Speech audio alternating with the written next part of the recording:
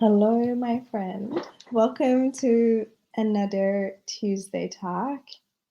Wherever you are on Instagram, LinkedIn, YouTube, Facebook, I hope you're having a fantastic Tuesday and ready for another conversation. The topic for today is this: achievements without certificates. Yes, in life, we have a lot of achievements that there is no certificate, no paper, or no stamp associated with them. So, how do we find them? How do we recognize them? How do we reward ourselves for it? If you have been with me in previous user talks, welcome back. And if it's the first time you're joining these conversations, welcome, welcome. I always talk about landing higher profile roles for that 1% of people that are unapologetic about going higher in corporate land and landing a higher profile roles, or they are thinking of transitioning out and doing higher impact roles. The work we do with the first group is about positioning you as a leader, and the work we do with the second group is to monetize your skills and know-how. And why a girl that her background is technology and business transformation is doing this work? Because throughout my career, I have seen so many people, fantastic people, that they were heart behind a movement and brain behind a solution, a program, project, piece of work, that they were always overlooked. They were unseen. And on the other side, many times, often, I've seen people that they are on top, and I always wondered, how did you get there? Why are you there? And I felt it's just unfair. It's not just. Once I dropped the judgment, I started to learn and observe what they do and what is it that they do well. And I started to do further research, observation, study. As I was learning, I started to teach what I was learning. And the result of that is these conversations, all the courses, programs, workshops that I run, and the books, all of that and everything that I publish is in service of that. Because I believe if we develop leaders that are truly care for people and planet, and they are ambitious and driven, we will be able to redesign the corporate land for better. And that is the why behind what I do. And I keep repeating it because these conversations are always live. And I keep repeating my why every day, every time I go live. And people ask me, are you not tired? And I'm like, no, it's what I stand for and that's what I'm doing. The topic for today is something that is not often spoken of, at least not in public. And that is about identifying achievements that they are not recognized with a certificate or a paper or something that you can plant on a wall. And I am one of those people that most of the time suffers from this. And I know and I've learned that hyperachievers, high achievers, and people that they do a lot of work, they often overlook what they have done and how far they've come. I don't consider myself high achiever, but apparently I am in that category, and I didn't know that. And once I said that, my coach said, "Well, that is definition of being hyperachiever. You do all the work, and you would not consider it as work." And I was like, "Well, you've got a point. Okay, I get it." After that, I spent a fair bit of time to find out methods for myself and then later on for my students to identify what is considered as achievement. All right.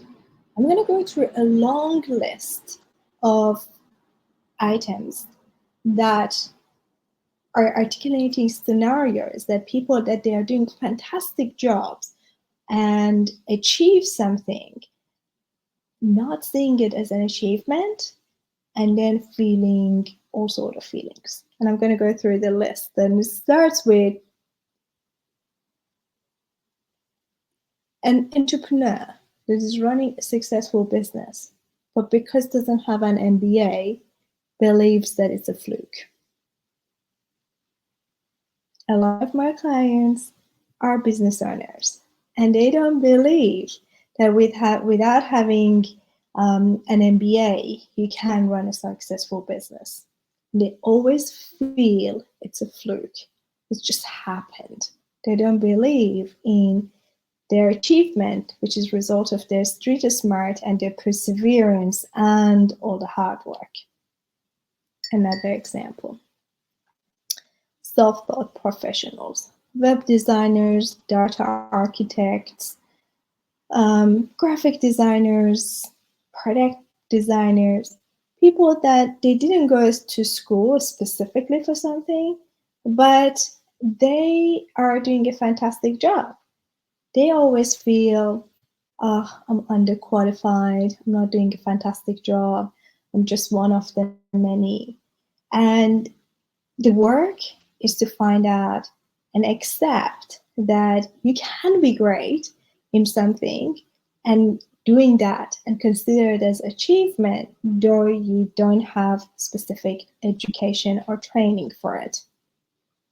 Another example is entrepreneur, people that they are in the organizations and doing really great work in a movement in an organization, significantly improving a process, creating a new business unit, re-architecting the entire enterprise design, or just bringing a new set of tools. And they would feel, because they don't have any leadership training or they haven't been trained in that field, they are, they're not qualified, and they don't consider this one as achievement. It's just something that I do. Like, no, that's not what you do. It is something that you have achieved. So they downplay it. Another scenario. Coaches and consultants that their background is not coaching behavioral psychology, and they are able to create results and deliver results for their customers, with their customers, but their background is not behavioral psychology, nor they haven't been in any of coming from large consulting firms. But they have their methods and they are able to get results for clients. And it's fascinating to see how people dismiss achievements. They might consider that they are good at it, but they don't consider it as an achievement.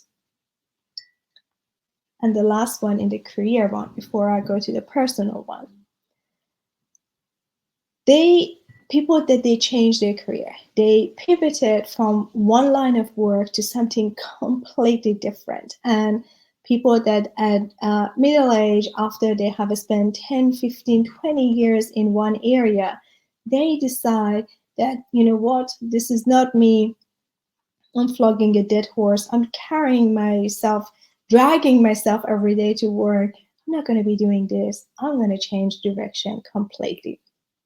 And this is what I would consider massive achievement, but they don't see it that way. They just see it change of heart or dropping something or getting bored with something, but they forget to consider their bravery, the gutsy move that is needed to make the decision and execute on it. The reason I started this conversation today, and I actually went through all my notes from 2.5 years ago till today, was looking at cases that I've been talking to someone and they were just not aware of how great they've been doing. And my work is not to give people pep talk. It's all about highlighting what people have so they can actually do so they can move forward with either what they have achieved and build on that, or with considering, okay, I've achieved this one and I'm now going to do something different. Just bringing awareness to what we have achieved. In personal life, there's a parallel as well. People that they move to a new country and they leave loved one, the country that they were born in, they will just go somewhere else to have a different life, a better life. And it's not necessarily always better. Sometimes it's about newness, it's about adventure, it's about expanding life with new experiences. There was nothing wrong with me. In fact, I know a lot of my friends that they are now expat, they have had luxurious life in their countries. And when they go to another country, it's not necessarily as glamorous as it was. But it's a new thing and they have braved to it.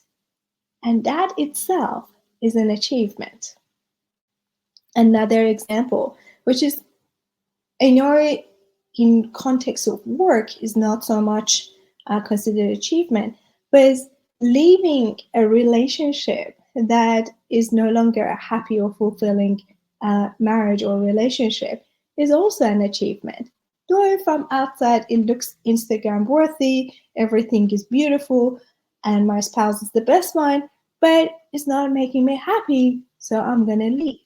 That is something that is worth considering as an achievement. I'm giving you another example. People that are able to support their family through hardship and sponsoring and supporting their siblings, their parents, even sometimes grandparents or siblings that they already have established family, but they need help. Your brother, your sister, though they are married, they need help, and supporting them, sponsoring them, taking care of them for a while itself is an achievement. There is no certificate attached to it, but it is. Another example of achievements without certificate is maybe mostly is for women, but deciding to keep a child, deciding to not keep a child, deciding to stop after just having one child when everyone in the family or norms or cultural society will expect you to have another one. These it these things are achievements. Another achievement that might not appear as an achievement because there's no certificate really attached to it. Deciding to have a child, deciding to keep a child, deciding not to have a child, and lastly, deciding to stop after one or two, though community and society and culture and family expect you to have more. All of these decisions that we make and we keep are our achievements, but there are no certificate, no stamp attached to them. And when you think about these achievements, these what we have gained in life, what we have braved into, I want you to do a little bit of exploration. I want you to look at what you have achieved throughout the years, and later on, you will be able to use them to decide what is it that I want to do and can I pull it off? Oh, yes, I can.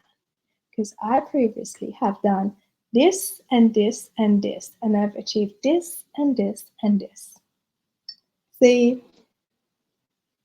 parts of life, such as education, work, and all of that, they have been streamlined. So there's a process, you go through it, and at the end, there's a tick, happy. Parts of life are not like that. And as a leader, you are responsible to be aware of them. So later on, in your team members, you will be able to recognize them acknowledge them, and perhaps reward them. First, we start with ourselves. Once we get that awareness, it will become a lot easier to recognize it in others. All right, my friends, my list was quite long and it went through work and life. But that was the whole purpose of conversation. And in fact, this talk was not something that I prepared for this week. It was because I normally have my content ready. I kind of know what I want to talk about. But this was the result of a conversation that I had with a friend that talked to me about her life and her professional life and how she braved into certain decisions. And I thought how fascinating that is. And in my head, I was thinking, if there was a certificate, if there was a, I don't know, some sort of reward or acknowledgement for this, she would have definitely deserved it. And I thought, why don't I have a conversation about that with you today to invite you to go through your life and people that are around you and see what certificate can be issued that you've gone through something and you've achieved something, and here is your non-existing certificate of achievement. There we go. You have it, my friend. All right. Have a lovely week. I'll see you next week. Same time, same place, and definitely a different topic. Bye.